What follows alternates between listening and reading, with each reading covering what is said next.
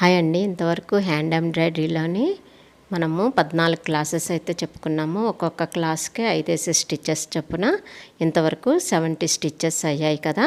అయితే 70 స్టిచెస్లోని కొన్ని అయితే వరుసగా చెప్పేశాను. ఈ కాజా కుట్లు ఇవన్నీ రకాలు అందులోని. అయితే ఈరోజు కొంచెం మిక్స్డ్ అనమాట. అంటే మధ్య మధ్యలో కొన్ని వదిలేసినవి కూడా కలిపేసి చెప్తాను. మరొక 5 ఈరోజు క్లాస్లో మనము 71 to 75 ఈ 5 స్టిచెస్ నేర్చుకుందాము. ఇంతవరకు అయిన క్లాసెస్ వరకు ఎవరైనా చూడలేదంటే చూడండి, చూసి ప్రాక్టీస్ చేసుకోండి. ఇప్పుడు 71 స్టిచ్ అండి. అప్ అండ్ డౌన్ కాజా కుట్టు. నేను ఆల్రెడీ కాజా కుట్లు నేర్పించినప్పుడు చాలా రకాల కాజాల కుట్లు నేర్పించాను. అయితే ఇది నేను అప్పుడు నేర్పించలేదు. అంటే కొన్ని నాకు స్టిచెస్ గుర్తొస్తున్నాయి నెమ్మదిగాను. అందుకని ఒకటి మధ్యలో యాడ్ చేస్తున్నాను అనమాట.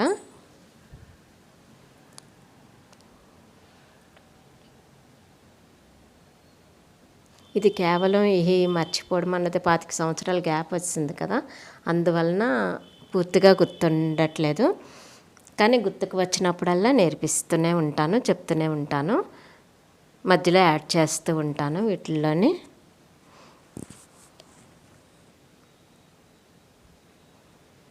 ఇది మనము కాజాకుట్లో ముందు కిందనికి 2 ఒక కాజా, పైకి 2 ఒక కాజా అలా వేసుకున్నాం కదా.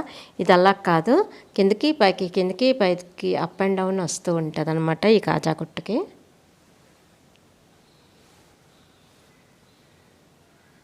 అయితే మనం లాస్ట్ స్టిచ్ వరకు కూడా రన్నింగ్ స్టిచెస్ కదా నేర్చుకున్నాము. అయితే మీకు 72 నుంచి రన్నింగ్ స్టిచెస్ చెప్తాను.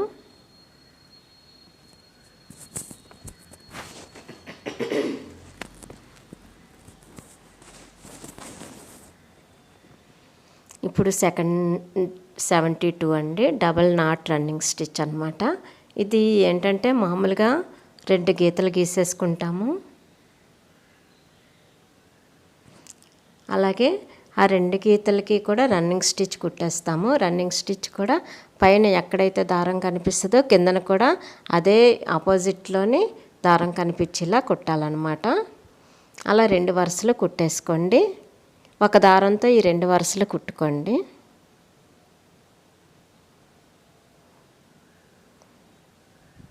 కుట్టుకున్నాక వేరే కలర్ దారం తీసుకోండి. వేరే కలర్ దారం తీసుకొని వీడియోలో చూపించిన విధంగా చూడండి. ఈ కింద దాని నుంచి పైనుంచి కిందకి తీసి ఈ దారం సూదిలోకి ఎలా వేసి ముడి వేస్తున్నానో అది చాలా జాగ్రత్తగా గమనించండి. ఎందుకంటే ఇలా పైనుంచి వేసామనుకోండి, సూది పైనుంచి అది కరెక్ట్గా నాటు పడదు. సూది కింద నుంచి వేయాలండి. చూడండి ఇలా పెట్టాను, ఆ కింద నుంచి తేవాలి, అటువైపు నుంచి కింద నుంచి తీసుకొస్తే అప్పుడు కరెక్ట్ నాటు పడిపోద్ది అనమాట. మళ్ళీ యాజ్ ఇట్ ఈజ్ మిగతాదంతా అలాగే కుట్టుకుంటూ వెళ్ళిపోవాలి.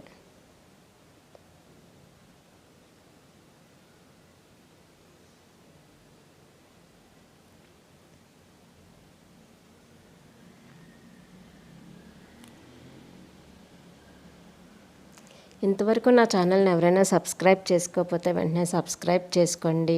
నచ్చితే లైక్ చేయండి. అలాగే మీ వాళ్ళు ఎవరికైనా ఇలాంటివి ఉపయోగపడతాయి అనిపిస్తే వాళ్ళకి షేర్ చేయండి. చాలామందికి ఇప్పుడు సమ్మర్ కదా, సమ్మర్కి ఇలాంటి క్లాసెస్ అవి చాలా యూజ్ అవుతాయండి. ఇంట్లోనే కూర్చొని ఎండలో ఎక్కడికి వెళ్ళక్కర్లేదు. చక్కగా నా క్లాసెస్ అలాగా మీరు ఫాలో అయిపోయారంటే హ్యాండ్ ఎంబ్రాయిడరీలోని మంచిగా అంటే గెయిన్ చేసిన వాళ్ళు అవుతారు.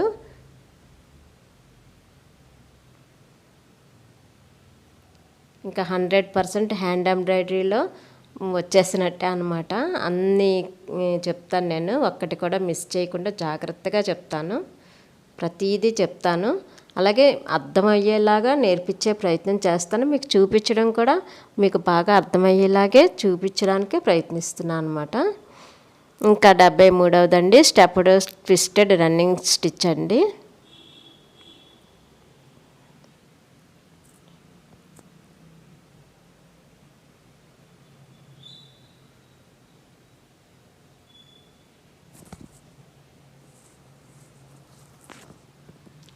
ఇది కూడా 2 గీతలు గీసుకొని పై వరుస మనం రన్నింగ్ స్టిచ్ కుట్టేస్తాం కదా. కుట్టేసిన తర్వాత కింద వరుసని ఏం చేస్తామంటే మనం దారం వైపు దగ్గర కింద కాకుండా దారం లేని కింద వైపు మనం ఈ దారం కుట్టాలి. దారం కనిపించాలి, మధ్యలో రావాలన్నమాట.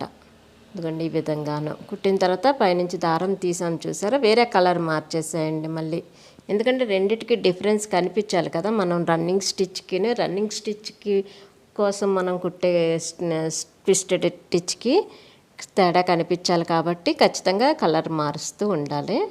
చూడండి ఈ విధంగా నేను ఎక్కడి నుంచి తీస్తున్నాను అన్నది మీరు జాగ్రత్తగా గమనించండి. ఇది చాలా ముఖ్యం. ఆ దారం కింద నుంచి తీస్తున్నా అండి.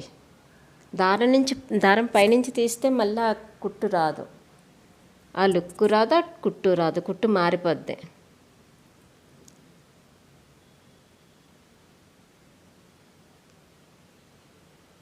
చాలా బాగుందండి ఈ కుట్టు మాత్రం. భలేగా కుట్టిన తర్వాత అనిపిస్తుంది భలే నీట్గా చాలా బాగా వచ్చింది అనేసి. చూసారా కింద నుంచి తీయకపోయేసరికి ఎలా వచ్చిందో. మళ్ళీ అదంతా తీసేసి దారము మళ్ళీ కింద నుంచి తీసా అనమాట. అప్పుడు కరెక్ట్గా వచ్చింది.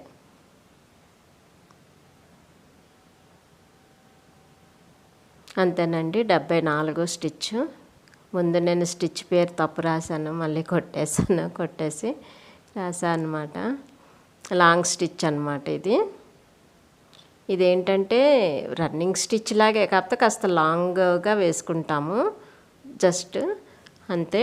అయితే లాంగ్ స్టిచ్లోనే మీకు రన్నింగ్ స్టిచ్ అనమాట. ఇప్పుడు 75వది. దీన్ని కాంతా రన్నింగ్ స్టిచ్ అని కూడా అంటారు. మీకు ఒకసారి చూపిస్తాను చూడండి. ఇది మనం ఏంటంటే రన్నింగ్ స్టిచ్కి కాంతా స్టిచ్కి కొంచెం తేడా ఉంటుందండి.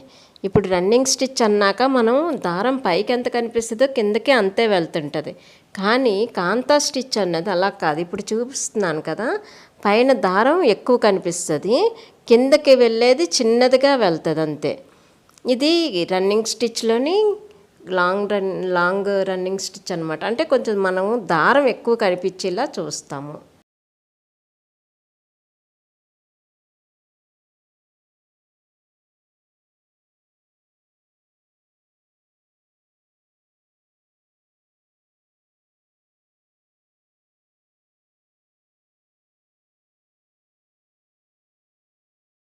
చాలామంది అనుకుంటారు కాంతా స్టిచ్ రన్నింగ్ స్టిచ్ ఒకటే అనుకుంటారు. కాదండి, కాంతా స్టిచ్ అంటే ఇది.